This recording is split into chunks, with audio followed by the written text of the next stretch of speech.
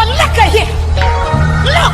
I got weave, wigs, cornrows, crochet braids, frontals, closures, braids, glue.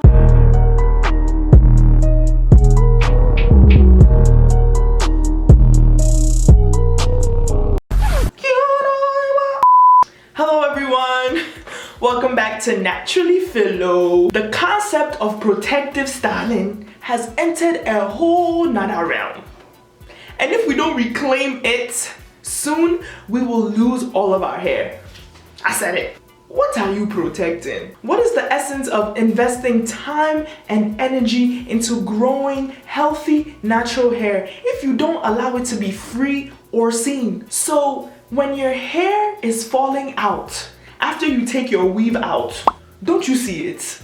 When your edges have been cremated after you take your braids out, don't you see it? What a wow. Wow, wow, wow, wow, wow, wow, wow, wow, wow, wow, wow, wow, wow, wow, wow. I just put up in a wow, and I put off in a wow. Put your bitch up in a wow, and she sucked me up like wow, wow, wow, wow. Why do you continue to endure protective styling if it's not doing the one thing it's meant to do? Protect! Don't get me wrong. Protective styling is not a bad thing. And I'll explain further as this video progresses, the right way to protective style.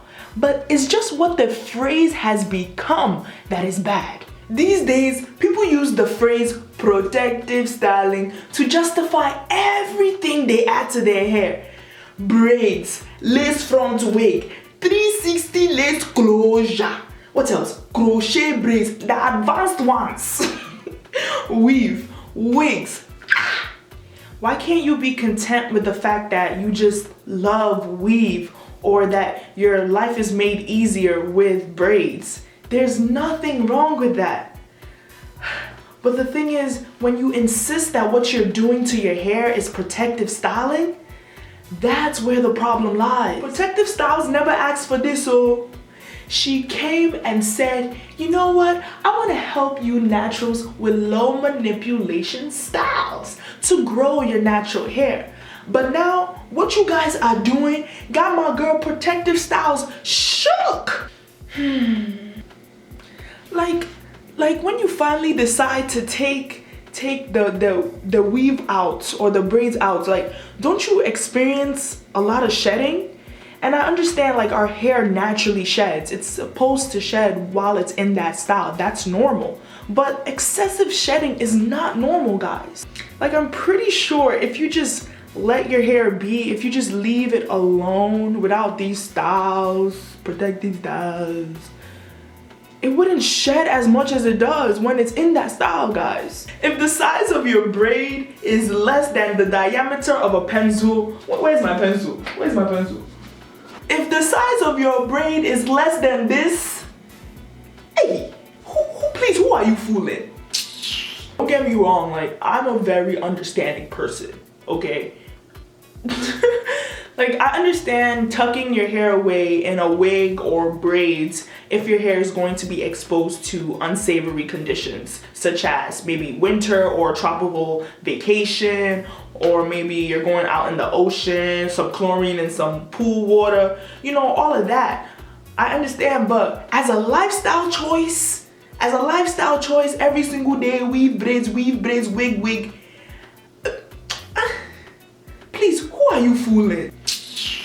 You know what? My friend Mr. Cocoyam says it better. Wait, how are you natural but you have a wig on?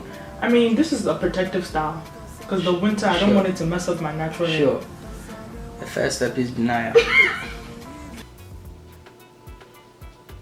Don't get me started with the people that protective style for the whole year and have the audacity to call it a protective style.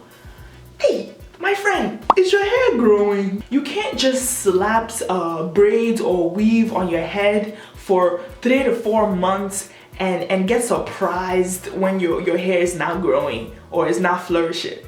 Like, why are you surprised? These so-called protective styles aren't going to grow your natural hair. If you want to see length retention, you have to take care of what's underneath the style. Can we be real? To be honest, a lot of you guys are in denial or aren't true to yourself. If you can't rock your natural hair as easy as you can rock weave or something else, then the issue is far more complex. Either you have a conversation with yourself and accept the fact that you just feel more confident and beautiful with extensions, or you take the next steps to actually care for your natural hair in ways that it will flourish and be healthy. But let's digest that point a little further. If you don't feel beautiful in your natural state, that's the problem.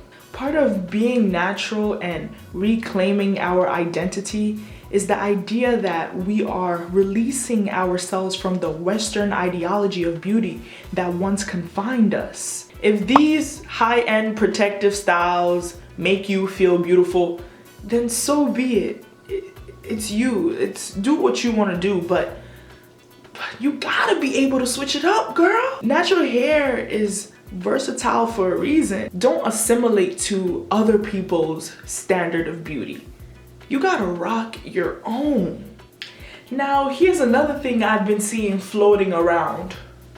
Naturals who choose to just wash and go all the time are being stigmatized because some people think wash and goes aren't healthy. Just because wash and goes don't work for you doesn't mean some other natural's hair isn't flourishing from it. Wash and goes are hella low maintenance if you do it right. We should embrace the creativity and diversity within this community. Natural hair maintenance is not one size fits all. Please, let's use I statements. I protective style. I wash and go. I wear 360 lace closures with got to be glue. Protective styling is a choice one makes as an individual. You don't have to subject yourself to it just because everyone else is doing it. Don't polarize your narrative to fit that of others. Find what works for you. So now let's reclaim what protective styling really is. Author of The Science of Black Hair, Audrey Davis, lumps protective styling into two categories. The first category is complete protective styles, which keep the ends of hair entirely out of sight. So these styles can be buns, French rolls, tucked in styles, pinned up styles, and some bantu knots. And the last category is low manipulation protective styles, which can expose the ends of your hair to some degree, but it cuts down on day-to-day manipulation. So these styles can be twists, twist outs, braid outs, roller sets, locks, what else? Even clip-in extensions. In my opinion, these are the best types of protective styles for length retention. If that's what you're trying to achieve, it's going to cut down on the amount of times you're touching your hair with your hands. In addition, it does not expose your ends too much. Don't get me wrong, guys. I've had my fair share of braids, wigs, weaves, sew-ins, you name it. I'm just saying that people that wear these styles tend to neglect their natural hair while it's in these styles. So when I put these styles in, I usually leave them in about 2 weeks. I know not everyone can do that, but that's what's worked for me in the past. So if you are putting in these styles or want to, just make sure you're doing it the right way. Make sure you're also taking care of your natural hair if what you're trying to do is a protective style. If you go months, and I'm talking 2, 3, 4 months without moisturizing your hair, washing it, caring for it, you're not gonna retain length. However, for those of you who like these styles and don't keep them in for long, and care for your natural hair while they're in the style, you're doing something right, Round of applause for you. Snap, snaps. So I'm almost done with this video. Let me get close. Let me get close and personal.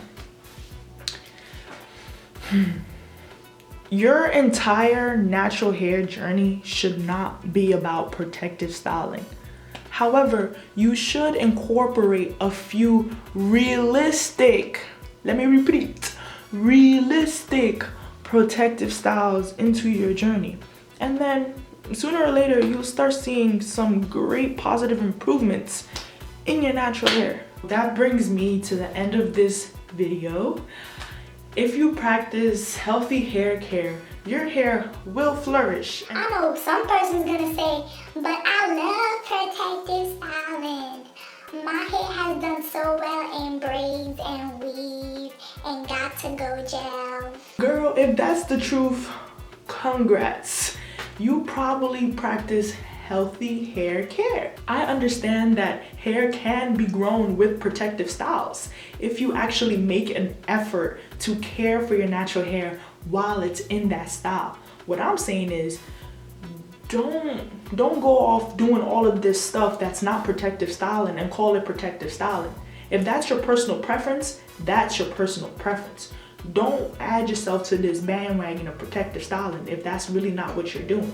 I'm just happy you put down the perming cream, you put down the sodium hydroxide, you put down them lies.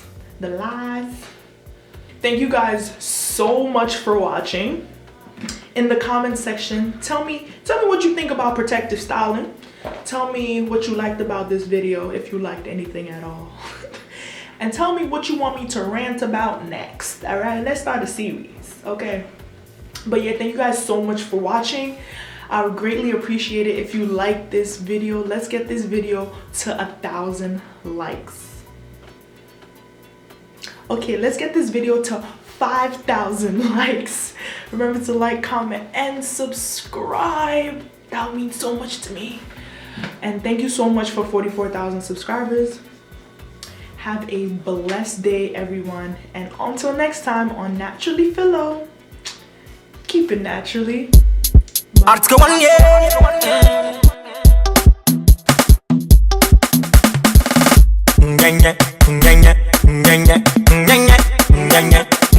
Fund him.